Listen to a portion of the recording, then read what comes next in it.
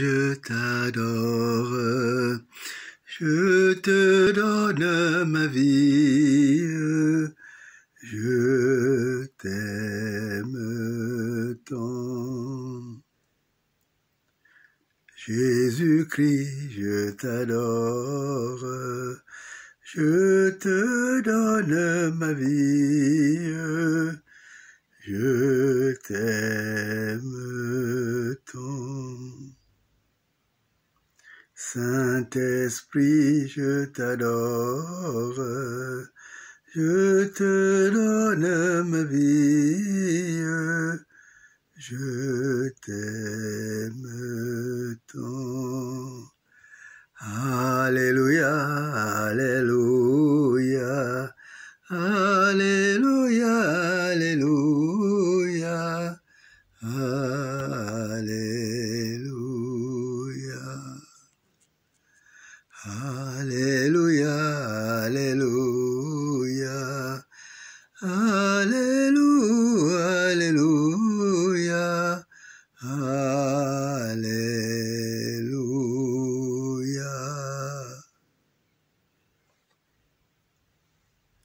Mon frère, ma sœur, aujourd'hui, je viens avec une question. Ce n'est pas de la philosophie que l'on va faire, mais c'est bien dans la marche spirituelle après le Christ que nous sommes. La question, c'est celle-ci. De quoi se nourrit Dieu? Vous reconnaissez que c'est quand même une question non seulement audacieuse, mais une question à laquelle on s'attendrait point du tout. Et vous savez que il y a des dieux comme le dieu de Gilgamesh, je me rappelle l'avoir étudié en Sorbonne, et il se nourrit de la fumée, ou plutôt de l'odeur des victimes que leurs disciples, leurs membres de leurs églises sacrifient et brûlent. Quand ils le brûlent, alors les dieux s'assemblent pour pouvoir sentir l'odeur. Alors, est-ce que le Dieu, qui est le Père de Jésus-Christ, se nourrit de cela? Non, parce que lui dit, il ne peut pas demander cela aux hommes, parce que tout ce qui existe, y compris l'homme, c'est lui qui les a créés, qui a tout créé. Donc, on a une question qui, au mieux, est saugrenue, et je dirais au pire, ce serait une question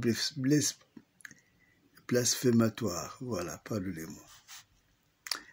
Mais en réalité, il n'en est pas, parce que la Bible elle-même, elle nous dit de quoi Dieu se nourrit.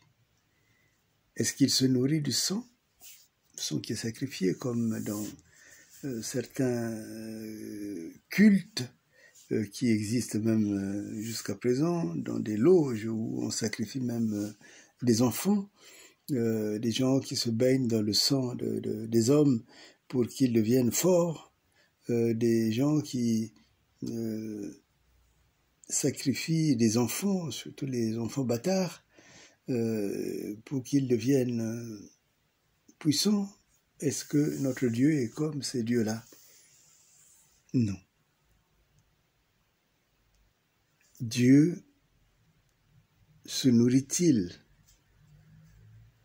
de quoi? Et en fait, en regardant très bien, en étudiant véritablement la Bible,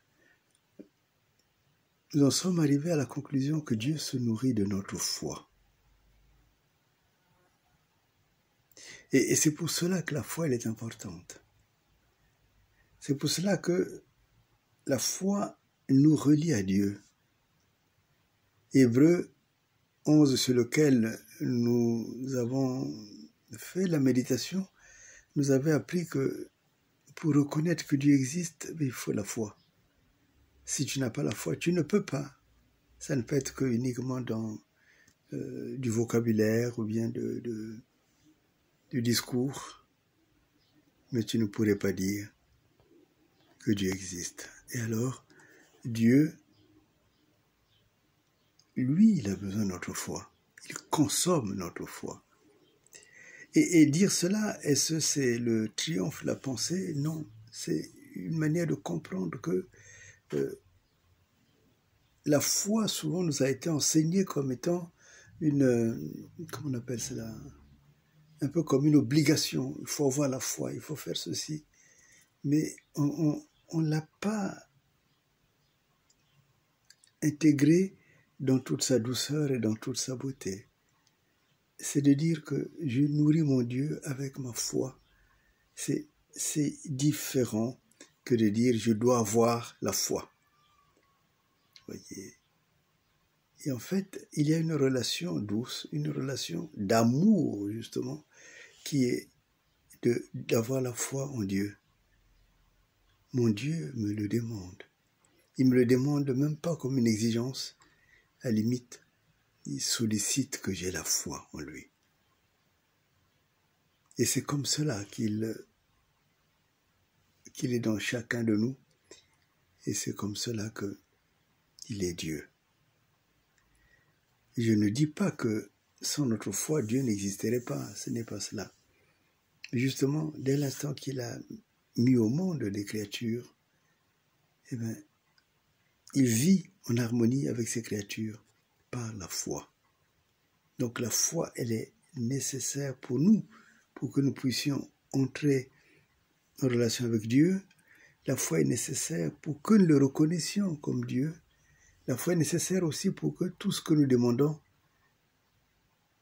nous accédons au trésor de Dieu et Dieu nous le donne.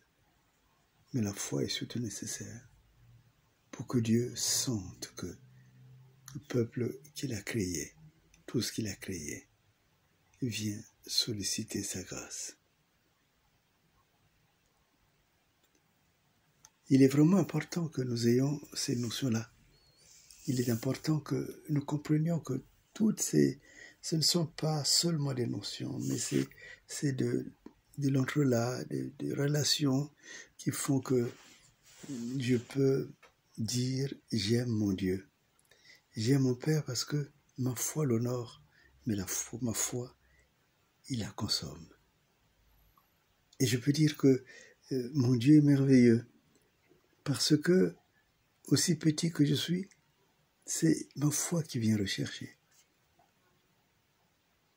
Et celui qui n'a pas de foi ne peut pas s'approcher de Dieu. Ou tout au moins, il va chercher, mais il ne verra pas où est le problème, puisque Dieu ne se laissera pas venir à lui. Donc la foi, mes amis, est une chose importante. C'est la clé même de tout. Et je voudrais qu'à partir de maintenant, vous voyez votre Dieu, votre Père qui attend votre foi. Imaginez cela. Et vous verrez, votre foi va changer. Votre foi va grandir.